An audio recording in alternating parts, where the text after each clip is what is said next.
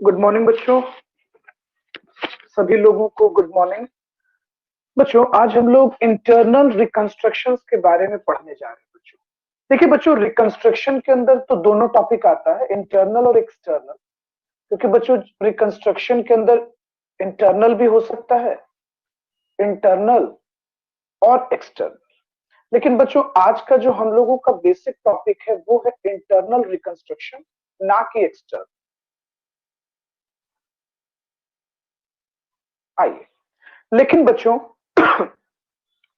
Internal reconstruction पढ़ने से पहले हम लोगों को एटलीस्ट रिकंस्ट्रक्शन जान लेना चाहिए कि रिकंस्ट्रक्शन क्या होता है, व्हाट इज रिकंस्ट्रक्शन। एटलीस्ट बच्चों हमें एक बार रिकंस्ट्रक्शन पता होना चाहिए, तब हम लोग बात करेंगे कि इंटरनल रिकंस्ट्रक्शन क्या है।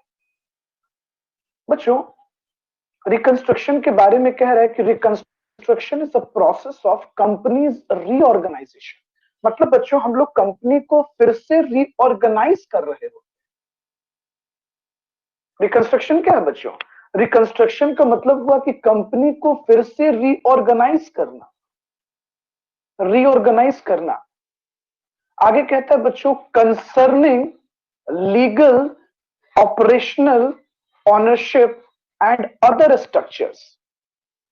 तो रिकंस्ट्रक्शन का मतलब हुआ बच्चों वैसा प्रोसेस जिसमें हम कंपनी को फिर से रीऑर्गेनाइज करते हैं बच्चों, लीगली, ऑपरेशनली, ऑनरशिप के एंगल से चेंज करते हैं बच्चों, by revaluing the assets and reassessing the liability. बच्चों हम कंपनी के एसेट्स को रिवैल्यू करते हैं और लायबिलिटी को बच्चों रीअसेस करते हैं। मतलब बच्चों कैलकुलेट करते हैं, रीअसेसमेंट करते हैं, मतलब रिकैलकुलेशन करते हैं। आगे कहता है बच्चों it refers to transfer of company और several companies business into a new company. Simply देखिए बच्चों क्या कहता है रिकंस्ट्रक्शन में, it refers to transfer of company और several companies business to a new company. आगे बच्चों कहता है therefore mean that old company will get put into liquidation and shareholder will therefore agree to take the stake of equivalent value। देखिए बच्चों ये overall reconstructions के बारे में बात किया जा रहा है, लेकिन अगर हम बात करें इंटरनल रिकंस्ट्रक्शंस पर तो इंटरनल रिकंस्ट्रक्शंस थोड़ा सा डिफरेंट है।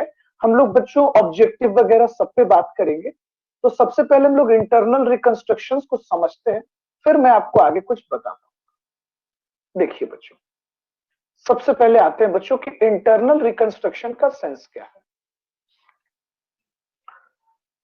बच्चों सिंपल लैंग्वेज में इंटरनल रिकंस्ट्रक्शन का मतलब यह हुआ बच्चों, in the case of internal reconstruction the company's existing financial structure is reorganised. मतलब कंपनी के फाइनेंशियल स्ट्रक्चर को हम फिर से रीऑर्गेनाइज करते हैं बच्चों, कंपनी को फिर से रिक्रिएट करने की कोशिश करते हैं without dissolving the existing company. बच्चों कंपनी को बिना बंद हुए हम कंपनी को रीऑर्गेनाइज करते हैं बच्चों, कंपनी को बनाने की कोशिश करते हैं, कंपनी को बचाने की कोशिश करते हैं। अब सोचो बच्चों अगर आप एक नया कंपनी बना लेते तो आपको पुरानी कंपनी को बंद करना पड़ता, लेकिन हम लोग पुरानी कंपनी को बंद नहीं करते हैं, उसको 100% बचाने की कोशिश करते हैं। अब सवाल क्या है बच्चों, इस पर आते हैं। बच्चों इंटरनल रिकंस्ट्रक्शन टोटल हमारे 4 तरीके के होते हैं। Alteration of share capital, reduction of share capital, variation of share holders right and scheme of compromise and arrangement. Simple बच्चों इंटरनल रिकंस्ट्रक्शन के अंदर हम लोग 4 मेजर स्टेप लेते हैं बच्चों, 4 मेजर स्टेप लिए जाते हैं इंटरनल रिकंस्ट्रक्शन में। पहला बच्चों अल्टरेशन ऑफ शेयर कैपिटल, हम शेयर कैपिटल को अल्टर्ड करते हैं। Reduction of share capital, variation of share holders right and scheme of compromise and arrangement. तो बच्चों ये 4 बड़े स्टेप लिए जाते हैं किसके अंदर, इंटरनल रिकंस्ट्रक्शन के अंदर। ओके बच्चों, तो हम लोगों ने इंटरनल रिकंस्ट्रक्शन का मतलब आपने क्या समझा, कंपनी के अफेयर्स को, कंपनी के बिजनेस को, स्ट्रक्चर्स को फिर से रिऑर्गेनाइज। सर एक बात बताइए, आपने सबसे पहला स्टेप बताया अल्ट्रेशन, इसका मतलब क्या है? सुनिएगा बच्चों, देखिए अल्ट्रेशन ऑफ शेयर कैपिटल। बच्चों अल्ट्रेशन के अंदर हम 4 बड़े स्टेप लेते हैं। कितने स्टेप लिए जाते हैं? अल्ट्रेशन के अंदर भी 4 प्रोसेस होते हैं। सुनिएगा बच्चों ध्यान से। बच्चों अल्ट्रेशन ऑफ शेयर कैपिटल के अंदर हम लोग 4 अलग अलग स्टेप ले सकते हैं। आप उन स्टेप को समझिएगा। पहला बच्चों इंक्रीज इन शेयर कैपिटल। अब शेयर कैपिटल कैसे इंक्रीज होगा? तो आप न्यू शेयर इशू कर दो, फ्रेश या न्यू शेयर इशू कर दो। दूसरा है बच्चों consolidation of shares, subdivision of shares, cancellation of unissued shares और conversion of share into stock. कहने का मतलब बच्चों कि अल्ट्रेशन के अंदर भी हम 5 डिफरेंट स्टेप ले सकते हैं। क्या क्या बच्चों? नए शेयर इशू कर दिए जाएं, कंसोलिडेशन कर दिए जाएं, सब डिवीजन कर दिए जाएं, कैंसिलेशन ऑफ अनइश्यूड और conversion of share into stock. हम लोगों ने क्लास में बच्चों इन सभी टॉपिक पे क्वेश्चंस भी बना रखा है। बच्चों जब भी हमें अल्ट्रेशन करनी होती है किसी भी कंपनी के बारे में, तो बच्चों अल्ट्रेशन में 4 सबसे मेजर और बड़े स्टेप क्या लिए जाते हैं, आप इसको ध्यान से समझिएगा। सबसे पहली बात बच्चों कि अल्ट्रेशन के लिए अगर कोई company alteration of share capital करना चाहती है तो कहता है बच्चों कंपनी में alter the capital clause of its memorandum only if it is authorized by its article of association। अगर बच्चों उस कंपनी को आर्टिकल ऑफ एसोसिएशन से परमिशन है, वो कंपनी बच्चों आर्टिकल ऑफ एसोसिएशन से परमिटेड है खुद के एओए से, तो वो कंपनी बच्चों अल्ट्रेशन ऑफ कैपिटल क्लॉज में जा सकती है। बच्चों अल्ट्रेशन ऑफ शेयर कैपिटल 5 तरीके से हम करते हैं। अभी जस्ट मैंने आपको बताया बच्चों कि हमारे पास 5 स्टेप है। पहला बच्चों by increasing share capital by issuing the new shares. आप नया शेयर को इश्यू कर दो मार्केट में, आपके कैपिटल इंक्रीज कर जाएगा। आप कंसोलिडेशन का इस्तेमाल कीजिए। कंसोलिडेशन का मतलब क्या होता है बच्चों? जब हम स्मॉलर डिनोमिनेशन ऑफ शेयर्स को लार्जर डिनोमिनेशन में कन्वर्ट कर देते हैं। समझे बच्चों? जब हम स्मॉलर डिनोमिनेशंस को लार्जर डिनोमिनेशन में कन्वर्ट कर देते हैं। उसके बाद बच्चों सब डिविजन। सब डिविजन्स का मतलब क्या होता है? सब डिविजन्स का मतलब होता है कि हम बड़े डिनोमिनेशंस को बच्चों छोटे डिनोमिनेशंस में कन्वर्ट कर देते हैं, ये सब डिविजन कहलाता है। और बच्चों जब हम किसी भी शेयर्स को स्टॉक में या स्टॉक को शेयर्स में कन्वर्ट कर देते हैं तो ये भी अल्ट्रेशन है। तो बच्चों अल्ट्रेशन में टोटल हमारे पास 5 स्टेप होते हैं। कितने स्टेप होते हैं? 5। आगे देखिए बच्चों अल्ट्रेशन के लिए हमेशा an ordinary resolution must be passed at the general meeting। बच्चों we need an ordinary resolution, without ordinary resolution you cannot proceed for alteration of share capital. बच्चों आप शेयर कैपिटल के अल्ट्रेशन क्लॉज को follow नहीं कर सकते हैं अगर आपने, समझे बच्चों, अगर आपने ऑर्डिनरी रेजोल्यूशन पास नहीं किया। तो कहने का मतलब बच्चों कि सिर्फ ऑर्डिनरी रेजोल्यूशन से काम हो जाएगा। और सबसे इंपॉर्टेंट बात बच्चों कि आपको नोटिस कम्युनिकेट करना होगा, आपको नोटिस को कन्वे करना होगा रजिस्ट्रार को with in 30 days of alteration. 30 दिन के अंदर आपको नोटिस दे देनी है रजिस्ट्रार को कि आपकी company alteration of share capital करने जा रही है। बच्चों मैंने क्लास में जब आपको पढ़ाया था तो इस पर एक एक चीज मैंने ऑलरेडी न्यूमेरिकल्स आपको बता दिया है और क्वेश्चन सॉल्व करते समय भी बता रखा था। अब आते हैं बच्चों रिडक्शन ऑफ शेयर कैपिटल।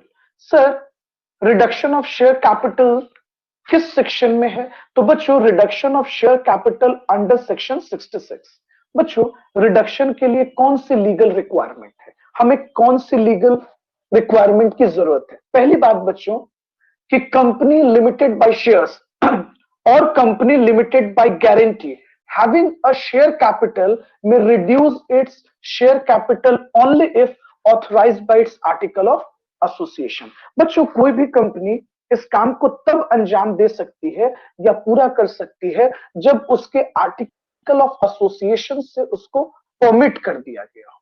और बच्चों सबसे रिमार्केबल बात, आप रिडक्शन ऑफ शेयर कैपिटल तीन तरीके से करते हैं बच्चों। आपके पास तीन स्टेप है। पहला, आइए बच्चों ध्यान से समझते हैं। पहला बच्चों कि reducing the liability of any of it shares in respect of uncalled capital. बच्चों अनकॉल्ड कैपिटल को आपने कैंसिल कर दिया, एक तरीका। दूसरा बच्चों, by cancelling the paid up share capital. कहने का मतलब बच्चों कि शेयर कैपिटल, शेयर होल्डर ने जितना पेमेंट किया था उस पेमेंट को आपने रिजॉल्व कर दिया, कैंसिल कर दिया। तीसरा बच्चों, bye paying off any paid up share capital which is in excess of requirement. बच्चों आपको याद है जब हम लोग क्लास में न्यूमेरिकल्स क्वेश्चन पढ़ रहे थे तो बहुत सारे ऐसे सिचुएशंस थे जिसमें शेयर होल्डर को, जैसे उनके जो पेड अप अमाउंट थे बच्चों, पेड किए हुए पैसों को कंपनी कैंसिल कर लेती थी और उसको ट्रांसफर कर देती थी बच्चों कैपिटल रिडक्शन, जो कंपनी के लिए प्रॉफिट हो जाता था। बच्चों एक सबसे इंपॉर्टेंट बात आप याद रखना कि अल्ट्रेशन के लिए हमेशा स्पेशल रेजोल्यूशन की जरूरत होती है बच्चों। ऑर्डिनरी रेजोल्यूशन से काम नहीं चलता है, you need a special resolution. चलिए, कोई दिक्कत? बच्चों अगर किसी कंपनी को रिडक्शन ऑफ शेयर कैपिटल पे करना है तो उसको बच्चों ट्राइब्यूनल को कंफर्म करना होता है।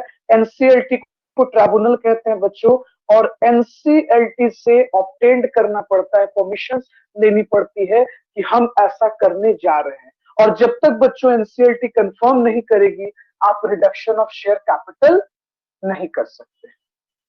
ओके, उसके बाद बच्चों हम लोगों ने पढ़ा था variation of share holders right. याद कीजिए बच्चों, हमने आपको क्लास में पढ़ा रखा था ना variation of share holders right. अच्छा सर इसमें क्या होता है? देखिए बच्चों, इसमें शेयर होल्डर्स के अधिकार बदल दिए जाते हैं। कैसे सर, किस तरीके से? देखिए बच्चों, पहले आप समझिए कि लीगल रिक्वायरमेंट क्या चाहिए, क्योंकि बच्चों प्रैक्टिकल में तो आपने एक एक चीज को पढ़ा ही है। बच्चों सबसे पहली बात कि सेपरेट मीटिंग की जरूरत होती है। किस केस में सेपरेट मीटिंग की जरूरत होती है बच्चों? किस केस में सेपरेट मीटिंग की जरूरत होती है? Variation of share holders right. बच्चों आपको वैसे सभी शेयर होल्डर्स को बुलाना होगा, आप जिनके अधिकार को बदल रहे हो, जिनके राइट को चेंज कर रहे हो, उनसे बैठकर बच्चों आपको बातें करनी होगी, तभी जाकर आप वेरिएशन कर सकते हैं। और सबसे इंपॉर्टेंट बात बच्चों, 3/4 कम से कम बच्चों 3/4 लोगों की कंसेंट होनी जरूरी है, सहमति लेना जरूरी। You need consent. नेक्स्ट क्या बोलता है बच्चों? Right to apply to tribunal. बच्चों उस क्लास के कम से कम जिनका आप अधिकार बदल रहे हो बच्चों, कम से कम 10% लोग जो है वो इशू करेंगे, मतलब विद इन 21 डेज अगर वो कैंसिलेशन के लिए कंसेंट ले लेते हैं तो ये कैंसिल कर दिया जाएगा बच्चों।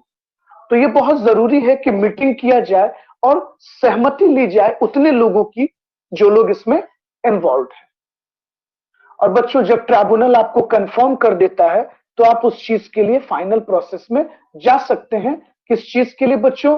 तो variation of share holders right के लिए, और 30 दिन के अंदर आपको नोटिस देनी होती है। चलिए अब आते हैं बच्चों scheme of compromise and arrangement. Sir compromise में कौन कौन से स्टेप्स लिए जाते हैं? बच्चों बहुत सारे स्टेप्स हैं। जैसे आप देखो बच्चों, debenture holder forgoing their claim in whole और इन पार्ट। बच्चों डिबेंचर होल्डर ने अपने क्लेम को वेव कर दिया, छोड़ दिया। Debenture holder exchanging their debentures for a new debenture और अ शेयर, उन्होंने अपने डिबेंचर्स को एक्सचेंज कर लिया बच्चों। तो ये एक हो गया हमारे पास प्रोसेस बच्चों। क्रेडिटर्स ने अपने अधिकार को, अपने राइट को वेव कर दिया बच्चों, इसको हम कहते हैं बच्चों arrangements. Creditors agreeing to receive shares debenture in whole और इन पार्ट पेमेंट। बच्चों preference share holders forgoing their claim, उन्होंने अपने क्लेम को फॉरगॉन कर दिया, छोड़ दिया। उसके बाद हम कह सकते थे बच्चों writing off paid up capitals, fresh issue of shares to raise additional working capital. तो बच्चों कॉम्प्रोमाइज का मतलब होता है बच्चों जहां क्रेडिटर्स, डिबेंचर होल्डर्स, ये लोग लॉस को बर्दाश्त करते हैं। जैसे प्रेफरेंस शेयर होल्डर ने बच्चों अपने डिविडेंड का एरियर छोड़ दिया कंपनी के पास, कंपनी को माफ कर दिया कि जाओ भाई तुम मत देना मुझे। तो इस तरह के सरकमस्टांसेस को बच्चों हम लोग कहते हैं कॉम्प्रोमाइज एंड अरेंजमेंट। ओके बच्चों, तो क्लास में मैंने आपको एक एक चीज डिटेल में पढ़ा रखा था बच्चों, इसलिए मैंने इसको ब्रीफ में समझा दिया आपको। ओके बच्चों, थैंक यू एवरीवन।